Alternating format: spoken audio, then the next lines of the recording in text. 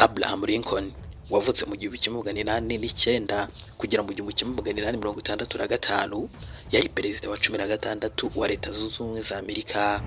Afatwa nk'umwe mu bayobozi bakomeye cyane mu mateka y'isi kubera kurinda ubumwe bw'igihugu mu ntambara y'abenegihugu Civil War, ndetse no gushyira iherezo ku bucakara binyuze mu itangazo ry'amateka rizwi cyane nka Emancipation Proclamation.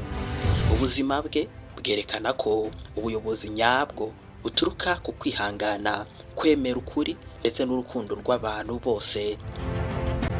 Abraham Lincoln wabaye ikimenywa na bose ku isi hose, cyane cyane no muri Amerika, yari muntu ki? Ikaze mu kiganiro ubuzima bushoboka. Benshi twibaza uko byagenze ngo bagere ku gasongero, ariko turacukumbura tukamenya neza impanga ibyamamare byakoresheje kugira ngo bigere ku gasongero, aho twese tureba tukibaza uko byagenze kugira ngo bagere aho ngaho.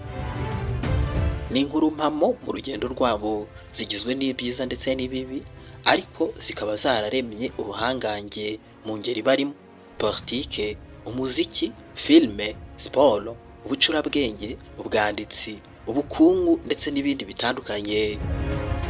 Mu kiganiro ubuzima bushoboka cy'uyu munsi wa none, tugiye kurebera hamwe Abraham Lincoln, amateka ye, ubuyobozi bwahinduye amateka mu isi. Nizere ko wamaze gukora subscribe hano kuri Muhire JC Official kugira ngo tujye tubana mu biganiro nk'ibi ngibi. Mbahaye ikaze, njye ndi Muhire. Reka turebere hamwe amavu n'amavuko ndetse n'ubuzima bwo mu bwana bwa Abraham Lincoln.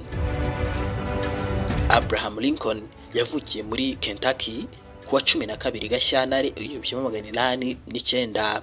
Avukira mu muryango w'abahinzi b'abakene cyane. Se yitwaga Thomas Lincoln, naho nyina yitwaga Nancy Hanks Lincoln. Ubuzima bwabo bwari bugoye cyane, bushingiye ku guhinga ndetse no gukora imirimo y'intoki. Ariko akiri muto, Lincoln yahuye n'akababaro gakomeye cyane kubera ko nyina yapfuye afite imyaka 34, Lincoln afite imyaka 9 gusa. Ibi ngibi byamusigiye intimba ikomeye cyane ku mutima, bituma mu mwana wicecekera cyane kandi witekerezaho cyane. Amashuri make ariko inzozi nini, ingingo ikomeye cyane mu mateka ya Abraham Lincoln. Lincoln ntiyagize amahirwe yo kwiga igihe kirekire. Amashuri ye yose ntiyarenze nk'amezi 18, ariko yari umukunzi ukomeye cyane wo gusoma. Yagendaga intera ndende cyane ajya gutira ibitabo byo gusoma. Yasomaga Biblia, Aesop's Fables n'izindi nyandiko zitandukanye zamwigishaga cyane indangagaciro z'ubutabera ndetse n'ubumuntu.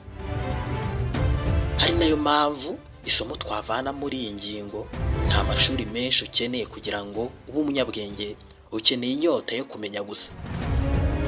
Ingingo ijyanye no kwigenga ndetse no kwiyubaka ni ingingo ikomeye cyane yaranze Abraham Lincoln. Umuryango we waje kwimukira muri Illinois, maze Lincoln akiri umusore ahitamo kwigenga. Yakoraga imirimo ivunanye cyane, irimo gutema ibiti, guhinga ndetse no gutwara imizigo.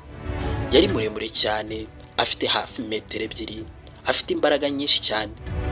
Yamenyekanye kandi nk'umukinnyi w'imikino y'imbaraga izwi nka wrestling. Atsinda abantu benshi, hanyuma bigatuma yubahwa cyane n'abaturage.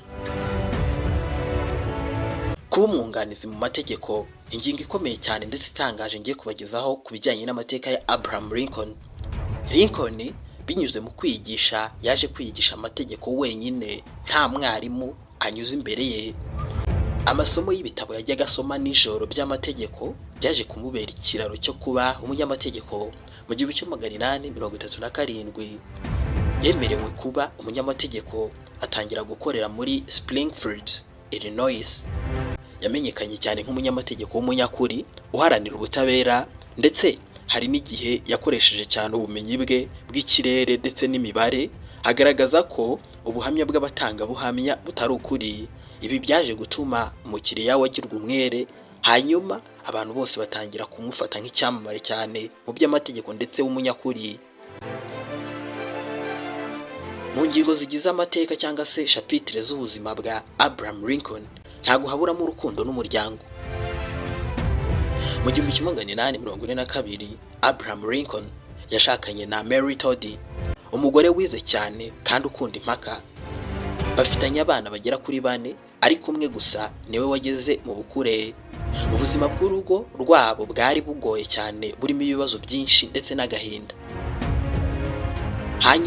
Nyuma yaho Abraham Lincoln yaje kwinjira muri politiki byeruye. Noneho Abraham Lincoln yinjiye muri politiki mu 1934, mbere gato nuko n'ubundi ashakana na wa mugore we Mary Todd. Hanyuma yaje gutorwa mu nteko ya leta ya Illinois.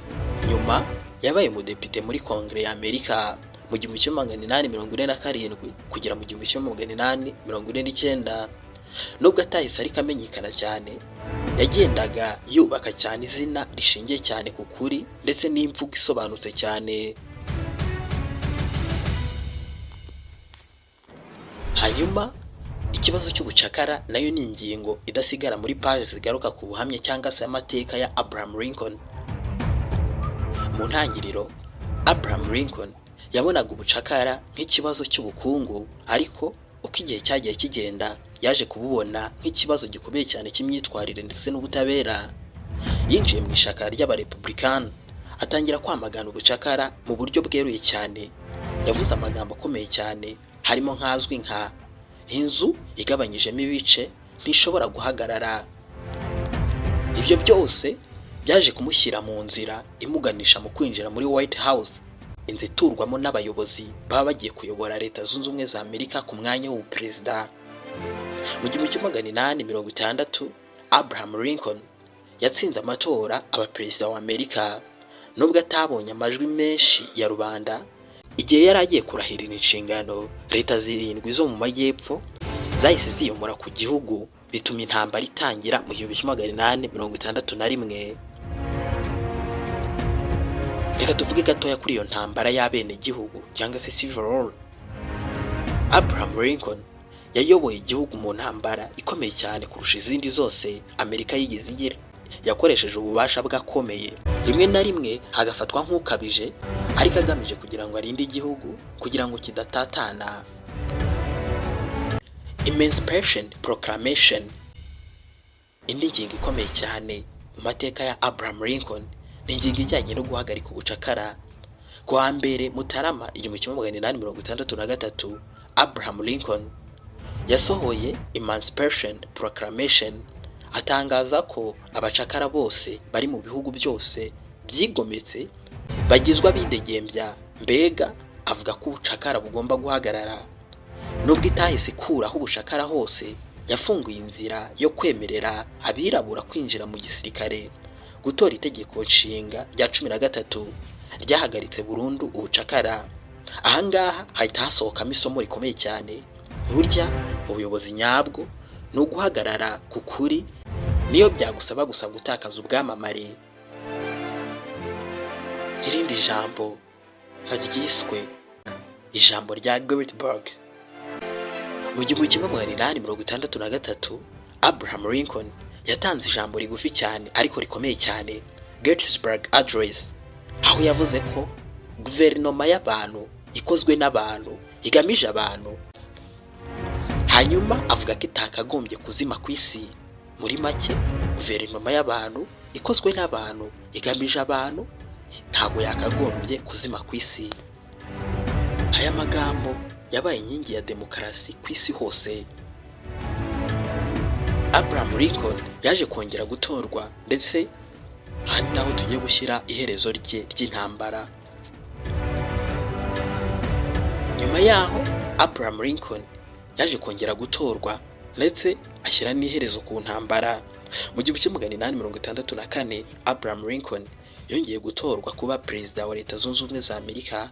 Hanyuma muri Mata 1865 intambara y'abasivile yararangiye, igihugu gitangira kwiyunga. Ariko mbere yuko atangira neza igikorwa cyo kongera kunga abanyamerika, yishwe arashwe kuwa 14 Mata 1865, apfa bukeye bwaho afite imyaka 56. Urupfu rwa Abraham Lincoln rwababaje igihugu cyose. Umurambo we wajyanywe mu mijyi myinshi ya Amerika, abantu baramusezera. Yaje gushyingurwa muri Springfield muri leta ya Illinois. Ntago twasoza tutavuze ku murage n'isomo ku isi. Abraham Lincoln yasigiye isi umurage ukomeye cyane w'akataraboneka. Yerekanye ko ubuyobozi atari ukwikunda, hari ugukorera rubanda cyangwa se nyine gukorera abandi. Yerekanye ko kandi demokarasi isaba ubutwari ndetse n'igitambo. Anerekana ko ubumuntu buruta amoko ndetse n'amategeko mabi. Abraham Lincoln yari afite filozofi ivuga ngo gukomera ku kuri, kugirira neza bose ndetse no gukiza ibikomere by'igihugu nibyo buyobozi nyabwo. Ngayo nguko rero ayo ni amateka ya Abraham Lincoln. Niba wakoze ikiganiro kuri like, ukore na subscribe niba utarayikora kugira ngo tujye tubana naho utaha mu kindi kiganiro. Ciao ciao.